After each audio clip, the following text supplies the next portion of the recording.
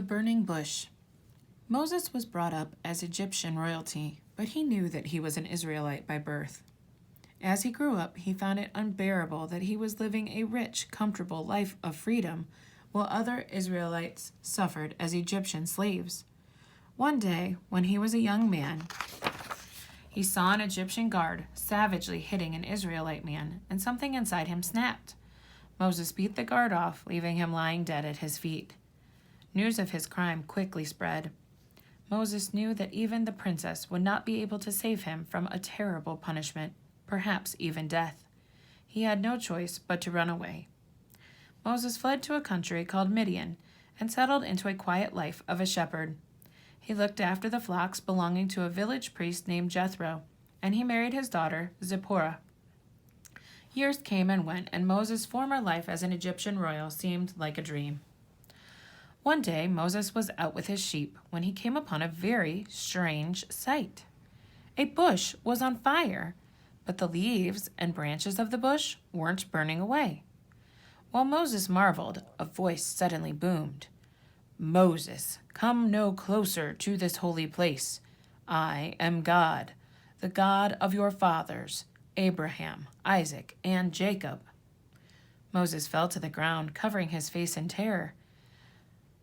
"I have seen how my people, the Israelites, suffer in Egypt," echoed the voice, "but I will free them from slavery and return them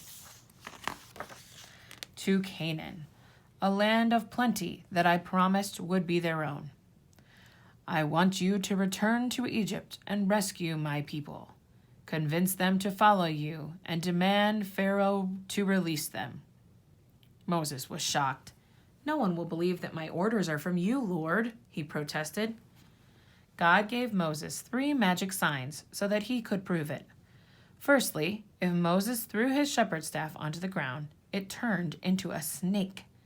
As soon as he picked it up again, it turned back into wood. Secondly, if Moses thrust his hand into his robe, it came out covered with scales and sores of the disease leprosy. When he put it back again, it was healed and healthy. Lastly, God told Moses that if he poured some water from the river Nile onto the ground, it would turn into blood. Moses was stunned, but even so, he was still unsure.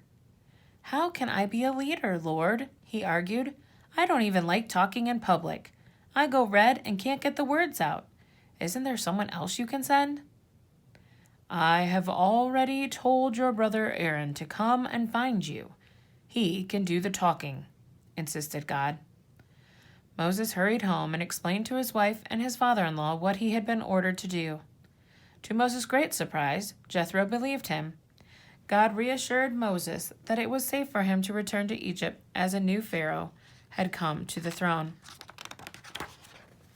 So he and his wife packed up and set off through the countryside. As they neared Egypt, Aaron came out to meet them, just as God had promised.